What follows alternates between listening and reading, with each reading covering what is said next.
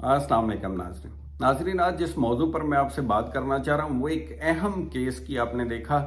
कि इन्वेस्टिगेशन थी कल, जो कि जेआईटी ने की है। अब जेआईटी का थोड़ा सा मैं बता दूं कि बुनियादी तौर के ऊपर किसी भी क्रिमिनल केस के अंदर इन्वेस्टिगेशन का जो तरीकाकार है, आम रूटीन के मुकदमात के अंदर इन्वेस्टिगेशन का एक शोबा है, एक ऑपरेशन का, एक इन्वेस्टिगेशन का। अब इन्वेस्टिगेशन के शोबे के अंदर कोई भी सब इंस्पेक्टर या इंस्पेक्टर लेवल का जो ऑफिसर है या डीएसपी,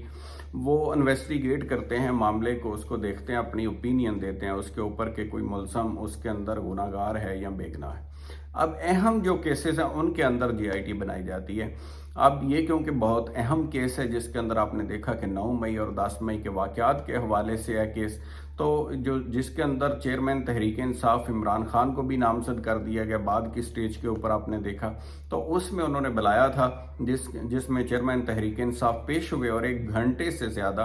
इन्वेस्टिगेशन जारी रही, जो कि जीआईटी को हेड कर रहे थे डीआईजी, एसएसपी और बाद में उनके मावनीन में एसपी लेवल के ऑफिसर्स मौजूद थे, जिन्होंने उसके ऊपर तमाम सवालात जवाबात किए। उसमें काफ़ी सवालात सख्त भी थे और कुछ काउंटर क्वेश्चन भी थे जो कि जवाबन तहरीक इंसाफ के चेयरमैन ने उनसे पूछे, जिनमें सबसे अहम चीज़ें जो डिस्कस हुई उनकी तरफ मैं इशारा आपका तो जो चाहूँगा, जिसके अंदर ये सवाल अहम तरीन पूछा गया कि आपके ऊपर इल्ज़ाम है कि 9 मई के वाक़यात आपकी इंस्टिगेशन के ऊपर हुए हैं, आपके कहने पे हुए हैं। तो जिसका चेयरमैन तहरीक इंसाफ ने जवाब दिया कि नहीं, ये मेरे कहने पे नहीं हुए, ये रद्द अमल था मेरी गिरफ्तारी का, जिस अंदाज से मुझे गिरफ्तार किया गया। फिर पूछा गया कि ये जो कंटोनमेंट्स के सामने एहतजाज के हवाले से आपके कारकुन क्यों गए, तो उसका भी उन्होंने जवाब दिया कि जब मुझे कमांडोज पकड़ेंगे तो उसका रिएक्शन लोग जाके वही करेंगे, और साथ कहा कि ये लोगों का कानूनी हक है एहतजाज करना, इसलिए वो किसी भी जगह कर सकते हैं। आइन में कहीं नहीं लिखा कि वो कंटोनमेंट के सामने वर्कर्स जो हैं वो एहतजाज नहीं कर सकते। दूसरे क्वेश्चंस के अंदर भी ये कहा गया कि आपके पास जो आप इल्ज़ामात लगाते हैं ऑफिसर्स के ऊपर, उसका कोई सबूत है, तो उन्होंने जवाबन सवालात किए कि आपने जो कोयटा के अंदर मेरे ऊपर कत्ल का मुकदमा, वकील के कत्ल का मुकदमा किया है, उसका आपके पास क्या सबूत है। और दूसरी तरफ ये कि जो ज़िले शाह वाला कत्ल है उसमें भी मुझे इन्वॉल्व किया गया, तो उसका क्या सबूत है। तो इस तरह से काउंटर क्वेश्चनिंग भी उसके अंदर हुई और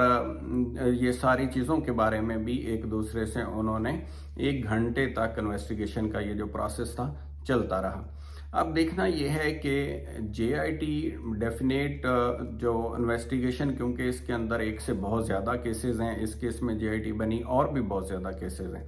अब ज़्यादा केसेस की बजाय कंपैरेटिवली जो इसके ऊपर बेहतर ये होता कि अगर एक एफआईआर होती और उस एफआईआर के अंदर भी फिर एक कमीशन बनता। कमीशन जो है वो किसी हाजिर सर्विस जज या एक से ज़्यादा जजेस पर मुश्तमिल होता, जो इसको इंटेरोगेट करता और जो शहादतें थी सारी शहादतों का जायज़ा लेता। अब अगर अब तक की सूरत हाल देखें तो उसके अंदर कोई ऐसी एविडेंस अभी तक सामने नहीं आई जिसमें ये कहा गया हो कि चेयरमैन तहरीक इंसाफ ने किसी को कॉल की, किसी के साथ बैठक की, वाक़या होने से पहले कोई बैठ के ऐसी मीटिंग की जिसके अंदर ऐसा हुक्म जारी किया या ऐसी हदायत जारी की कि आप 9 मई का वाक़या करें, या इस तरह की कोई प्लानिंग की। अभी तक कोई भी ऐसी शहादत सामने नहीं आई, ना कोई टेलीफोनिक ऐसा टेलीफोन की रिकॉर्डिंग हमने देखा, मुख्तलिफ वाक़यात की रिकॉर्डिंग्स टीवी के ऊपर चल रही हैं, इस सूरत हाल के अंदर चलती रही हैं। ऐसी कोई अभी तक कॉल भी या रिकॉर्डिंग भी सामने नहीं आई जिसके अंदर वो हदायत दे रहे हों। तो कॉन्स्पिरेसी और अबेटमेंट का जो बुनियादी कानून का असूल है उसमें 3 चीज़ें होती हैं कि कोई जो अबेटमेंट या कॉन्स्पिरेसी करने वाला शख्स है वो कहाँ बैठ के वो कर रहा था कॉन्स्पिरेसी या अबेटमेंट, या वो लोगों को यानी कहाँ बैठ के हदायत दे रहा था, वहाँ कौन से लोग मौजूद थे, गवाह कौन से थे और किस वक्त दी गई वो हदायत। तो ये तमाम चीज़ें अगर होती हैं तो फिर कहा जाता है कि हाँ कोई जुर्म बना है। तो लिहाजा वो अभी तक चीज़ सामने नहीं आई है जिसके अंदर ऐसी कोई डायरेक्ट एविडेंस ली गई हो। दूसरी तरफ जब हम देखते हैं तो उसमें और भी बड़ी सारी चीज़ें हैं, जैसे तोड़ फोड़ और बाकी घरों का आप देख रहे हैं कि उन्होंने कहा कि जब इल्ज़ाम लगाया गया, सवाल किया गया बल्कि जेआईटी की तरफ से کہ آپ کے ورکرز نے جو ہے وہ توڑ پھوڑ کی ہے اور ساری چیزیں کی ہیں، تو انہوں نے کہا کہ یہ توڑ پھوڑ کرنے والے میرے ورکر نہیں تھے، یہ ہمارے خلاف بلکہ الٹی سازش ہوئی ہے۔ آپ دیکھیں کہ جن کو فائدہ پہنچا ہے سازش ان لوگوں نے کی ہے، بلکہ ہمارے ہزاروں کارکن جو ہیں ان کو بلا وجہ گرفتار کر لیا گیا ہے، ان کے گھر توڑے جا رہے ہیں، پارٹی کو توڑا جا رہا ہے، املاک کو نقصان پہنچایا جا رہا ہے۔